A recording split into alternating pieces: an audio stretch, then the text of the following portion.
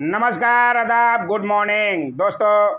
सुबह के time current affair 2020-21 लेकर हम आ गए हैं, जिसका आज पार्ट 3 है, जो मई 2020 से अप्रैल 2021 तक के पूरे एक साल का करेंट अफेयर्स है, जो सभी के लिए इम्पोर्टेंट है। आप खुद सोच सकते हैं, सारे एग्जामों में आजकल करेंट अफेयर्स का बोलबाला कुछ ज़्यादा ही है, तो सब लोग देखें। इसमें 1000 MCQ कराया जाएगा। इससे 2 पार्ट कराया जा चुका है। अगर आप नहीं देखे हैं तो प्लेलिस्ट में जाकर आप ज़रूर देखें। आइए, आज 51 से लेकर 77 तक के सवाल लिए गए हैं, बहुत बहुत इम्पोर्टेंट है, ज़रूर देखें। लाइक तो ज़रूर दबाया कीजिए। सब्सक्राइब नहीं दिख रहा आप लोगों को, सब्सक्राइब भी किया कीजिए। सबके लिए इम्पोर्टेंट है, फ्री क्लास कराया जाता है यहाँ पे। पैसे वालों के चैनल आप सब्सक्राइब करते हैं और यहाँ नहीं, इसको भी कर लीजिए, फ्री है, पैसे नहीं मांग रहे हैं हम आपसे। आज का पहला सवाल है, हाल ही में मोन मेडिकल कॉलेज की आधारशिला कहाँ रखी गई है? बहुत अच्छा सवाल है। मेडिकल कॉलेज तो यूनियन हेल्थ मिनिस्टर ने किया इसका उद्घाटन। यूनियन हेल्थ मिनिस्टर कौन है? सब लोगों को पता होना चाहिए, डॉक्टर हर्षवर्धन। नाम ध्यान रखिएगा। ये जो है नागालैंड में मोन मेडिकल कॉलेज की आधारशिला रखे हैं, इसलिए सही जवाब जो है नागालैंड। ध्यान रखिएगा। आइए देखिए अगला सवाल। हाल ही में बिकॉज इंडिया कम्स फर्स्ट नामक पुस्तक किसने लिखी है? बहुत अच्छा ये भी सवाल है। ये किताब जो है राम माधव, ध्यान रखिएगा, राम माधव ने लिखी है। राम माधव कौन है? ये बीजेपी के नेशनल जनरल सेक्रेटरी हैं। नाम ध्यान रखिएगा, राम माधव ने लिखी है, इसलिए सही जवाब राम माधव। आइए देखें अगला सवाल। हाल ही में ब्रिटेन के 2 क्रूज जहाज़ों को भारत के किस राज्य में खंडित किया गया है? भी इम्पोर्टेंट सवाल है। आइए देखें ऑप्शन। इसका सही जवाब है गुजरात। नाम ध्यान रखिएगा, गुजरात में किया गया है। आइए देखें अगला सवाल। हाल ही में अरुण कुमार सिंह को किस राज्य का नया मुख्य सचिव नियुक्त किया गया है? बहुत ज़्यादा इम्पोर्टेंट है ये, बीपीएससी के लिए तो इम्पोर्टेंट है ही, बिहार में होने वाले सभी तरह के एग्जाम के लिए बहुत बहुत इम्पोर्टेंट है। अरुण कुमार सिंह को चीफ सेक्रेटरी ऑफ बिहार बनाया गया है। ध्यान रखिएगा, मुख्य सचिव नियुक्त किए हैं बिहार के, इसलिए सही जवाब जो है बिहार। वहीं जो है आमिर सुबहानी, नाम ध्यान रखिएगा, उनको बिहार राज्य के नए विकास आयुक्त नियुक्त हुए हैं। इनका भी नाम ध्यान रखिएगा। अगर बिहार राज्य के नए विकास आयुक्त पूछे तो आमिर सुबहानी। वहीं दीपक कुमार बने हैं मुख्यमंत्री। बिहार के मुख्यमंत्री कौन हैं? श्री नीतीश कुमार जी, उनके प्रधान सचिव बने हैं। इनका भी नाम ध्यान रखिएगा, दीपक कुमार। मुख्यमंत्री श्री नीतीश कुमार जी के प्रधान सचिव बने हैं, नाम ध्यान रखिएगा। और अरुण कुमार सिंह का यहाँ क्वेश्चन पूछ रहा है, नया मुख्य सचिव नियुक्त हुए हैं बिहार के, इसलिए आंसर जो है बिहार। ध्यान रखिएगा। आइए देखिए अगला सवाल। सारी बातें आप नोट कर सकते हैं। दीपक कुमार मुख्यमंत्री श्री नीतीश कुमार के प्रधान सचिव बने हैं, ये भी इम्पोर्टेंट है। हाल ही में किस देश ने अंतरिक्ष उपग्रह आर्टिका एम लॉन्च किया है? आर्टिका एम पे पहले भी सवाल बताया जा चुका है। इसका सही जवाब है रूस ने ये किया है। रूस की अंतरिक्ष एजेंसी, इस पे भी सवाल बनता है, आप नाम नोट कर सकते हैं। रोसकोसमोस, रोसकोसमोस, नाम ध्यान रखिएगा, रोसकोसमोस रूस की अंतरिक्ष एजेंसी है, ने पहला आर्कटिक एम लॉन्च किया है, आर्कटिक की जलवायु और पर्यावरण की निगरानी के लिए। ध्यान रखिएगा, इसलिए आंसर जो है आपका सी हो जाएगा, रूस। आइए देखिए अगला सवाल। हाल ही में हीरो इंडियन वीमेन लीग 2020-21 की मेजबानी कौन करेगा? हरियाणा, उड़ीसा, महाराष्ट्र, इनमें से कोई नहीं।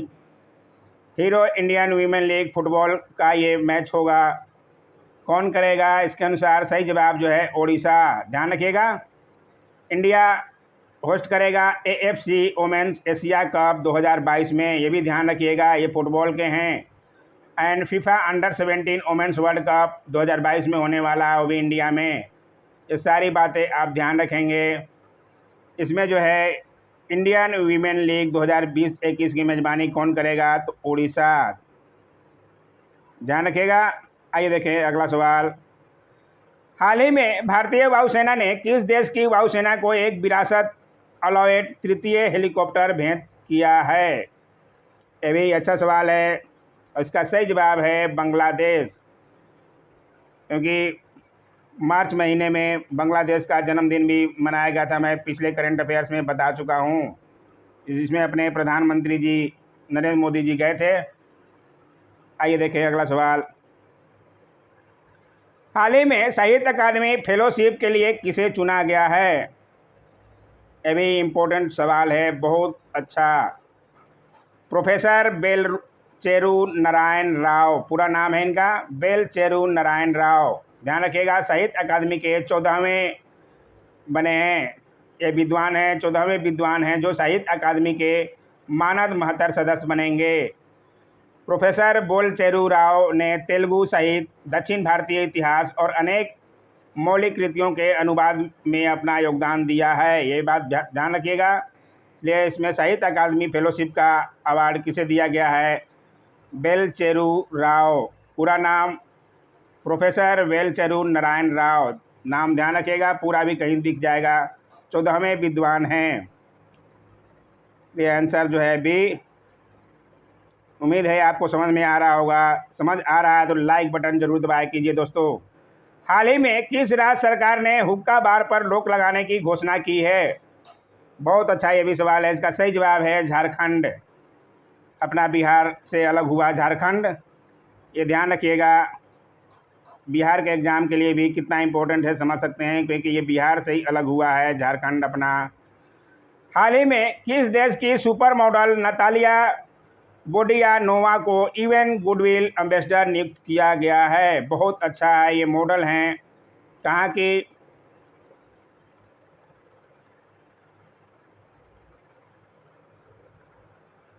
इसका सही जवाब है रूस।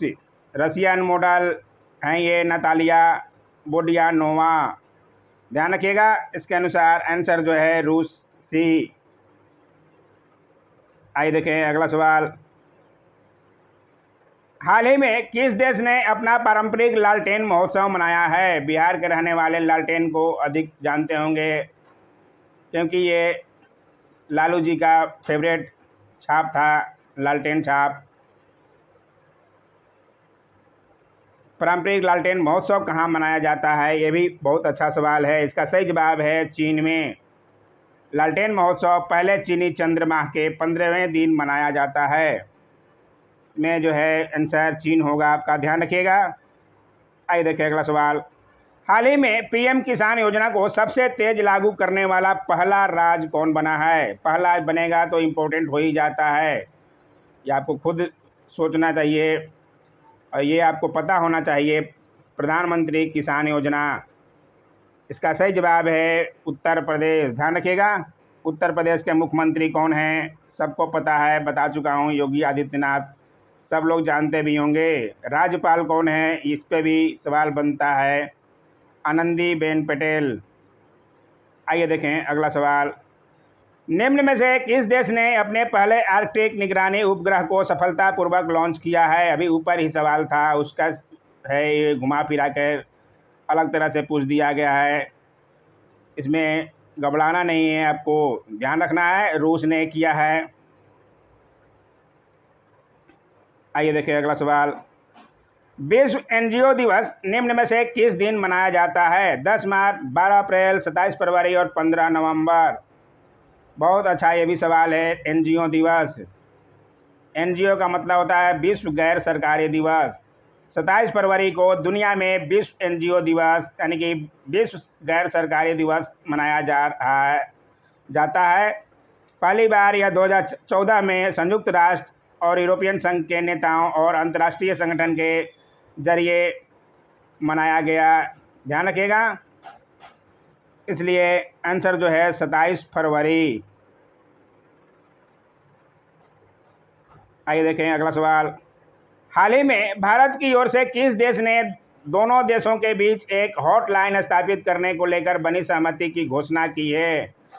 बहुत अच्छा ये भी सवाल है, किस देश के साथ हुआ है हॉटलाइन स्थापित करने को लेकर? इसका सही जवाब है बी, चीन। ध्यान रखिएगा, सही जवाब जो है चीन होगा। आइए देखिए अगला सवाल, राष्ट्रीय विज्ञान दिवस निम्न में से किस दिन मनाया जाता है? बहुत बहुत इंपॉर्टेंट सवाल है। राष्ट्रीय विज्ञान दिवस रमन प्रभाव के रूप में प्रसिद्ध है। ध्यान रखिएगा, सन 1986 से भारत में प्रतिवर्ष 28 फरवरी को नेशनल साइंस डे यानी कि राष्ट्रीय विज्ञान दिवस मनाया जाता है। प्रोफेसर चंद्रशेखर वेंकट रमन ने सन 1928 में कोलकाता में इस दिन एक उत्कृष्ट वैज्ञानिक खोज की थी जो रमन प्रभाव के रूप में प्रसिद्ध है। शायद आप लोग जानते होंगे, साइंस पढ़ने वाले तो जानते ही होंगे। चंद्रशेखर रमन की यह खोज 28 फरवरी 1930 को प्रकाश में आई थी। इस कारण 28 फरवरी को राष्ट्रीय विज्ञान दिवस मनाया जाता है। ध्यान रखिएगा, 1930 में उन्हें नोबेल पुरस्कार से भी सम्मानित किया गया है, इसलिए आंसर जो है आप समझ सकते हैं।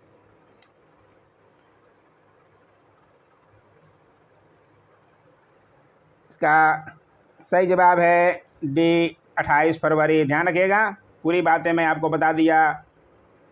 आइए देखिए अगला सवाल, निम्न में से किस राज्य सरकार ने वरिष्ठ साहित्यकार डॉक्टर सुरजबाला के भारत भारती सम्मान देने की घोषणा की है? यह भी बहुत अच्छा सवाल है। इसका सही जवाब है उत्तर प्रदेश ने। ध्यान रखिएगा,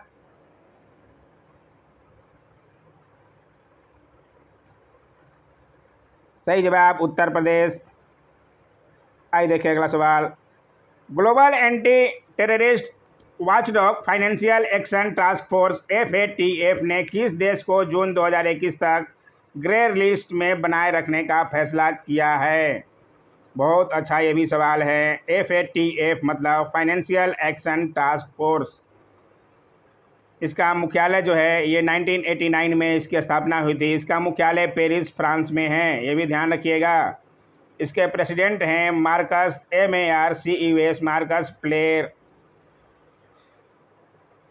इसमें जो है किस देश के साथ ग्रे लिस्ट में बनाए रखने का फैसला किया है? तो सही जवाब है पाकिस्तान। ध्यान रखिएगा, बहुत न्यूज में छाया था, आप लोग सुने होंगे। आइए देखिए अगला सवाल, शून्य भेदभाव दिवस निम्न में से किस दिन मनाया जाता है? इसका सही जवाब है ए, 1 मार्च को। ध्यान रखिएगा। आइए देखिए अगला सवाल, भारतीय पुरातत्व सर्वेक्षण ASI ने किस राज्य की सीतामढ़ी हिल्स के जुलजुल पहाड़ के पास एक टीले के नीचे दफन बौद्ध मठ की खोज की है? सीतामढ़ी कहाँ है, सब लोग जानते होंगे। पहले बिहार में था, लेकिन अभी ये झारखंड की तरफ हो गया है। इसका सही जवाब है झारखंड। ध्यान रखिएगा। आइए देखिए अगला सवाल, मध्य प्रदेश सरकार ने संविदा अधिकारियों व कर्मचारियों की सेवानिवृत्ति की आयु सीमा में कितने साल की कटौती की है? ये भी अच्छा सवाल है। संविदा अधिकारियों और कर्मचारियों की सेवानिवृत्ति की आयु में कितने साल की कटौती की है? इसका सही जवाब है 3 साल की। ध्यान रखिएगा। आइए देखिए अगला सवाल, अमेरिकी राष्ट्रपति जो बाइडेन ने निम्न में से किसे अंतर्राष्ट्रीय भ्रष्टाचार रोधी चैंपियन पुरस्कार के लिए चुना है? बहुत अच्छा ये भी सवाल है। इसका सही जवाब है अंजलि भारद्वाज। अंजलि भारद्वाज कौन है?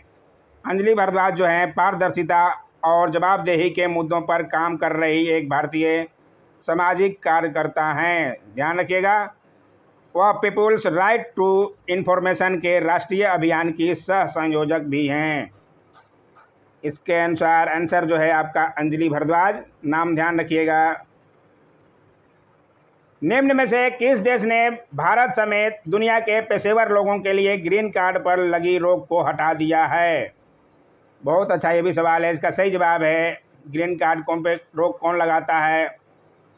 तो अमेरिका, उसने हटा दिया है। ध्यान रखिएगा।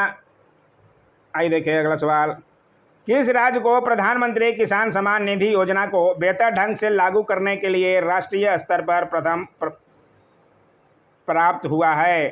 पुरस्कार प्राप्त हुआ है? होना चाहिए, पुरस्कार नहीं लिखा। अब समझ जाइएगा, इसका आंसर है उत्तर प्रदेश। अभी ऊपर ही क्वेश्चन में था किसने सबसे पहले किया है, तो उत्तर प्रदेश पहला था। आइए देखिए अगला सवाल। जल शक्ति मंत्रालय के पेयजल और स्वच्छता विभाग ने स्वच्छ मशहूर स्थलों के चौथे चरण के अंतर्गत देश के कितने महत्वपूर्ण स्थानों को चुना है? ये भी बहुत इंपॉर्टेंट सवाल है। इसका सही जवाब है 12। ध्यान रखिएगा, 12 स्थानों को चुना है। आइए देखिए अगला सवाल। आज 77 नंबर तक लिया गया, यानी कि पूरे 27 सवाल हैं दोस्तों। दुनिया के सबसे बड़े क्रिकेट ग्राउंड होने से क्रिकेटर ग्राउंड लिख दिया। क्रिकेट ग्राउंड मोटेरा का नाम निम्न में से किसके नाम पर करने की घोषणा की गई है? यह सवाल भी पहले मैं करंट अफेयर्स में बता चुका हूं। मोटेरा अहमदाबाद में, गुजरात में ये पड़ता है स्टेडियम। किसके नाम पर किया गया है? तो प्रधानमंत्री नरेंद्र मोदी जी के नाम पर ये किया गया है। ये भी ध्यान रखिएगा, बता चुका हूं, फिर भी आप जो नहीं देखे हैं वो ध्यान रखेंगे। आइए देखिए अगला सवाल, और आज का लास्ट सवाल है। पुलिस ने महिला कमांडो स्क्वाड को शामिल करने वाला देश का चौथा राज्य निम्न में से कौन बना है? पुलिस में महिला कमांडो स्क्वाड को शामिल किया जा रहा है। 3 राज्य पहले ही कर चुके हैं, चौथा राज्य कौन सा बना है? इसका सही जवाब है उत्तराखंड। ध्यान रखिएगा, इसका सही जवाब है उत्तराखंड। ये देखिए आंसर की दिया गया, जिसको चाहिए टेलीग्राम से PDF ले सकता है फ्री में, कोई पैसा नहीं लगता दोस्तों। आज का वीडियो कैसा लगा? कुछ तो अच्छा लगा ही होगा, कुछ न कुछ तो सीखने को मिला ही होगा।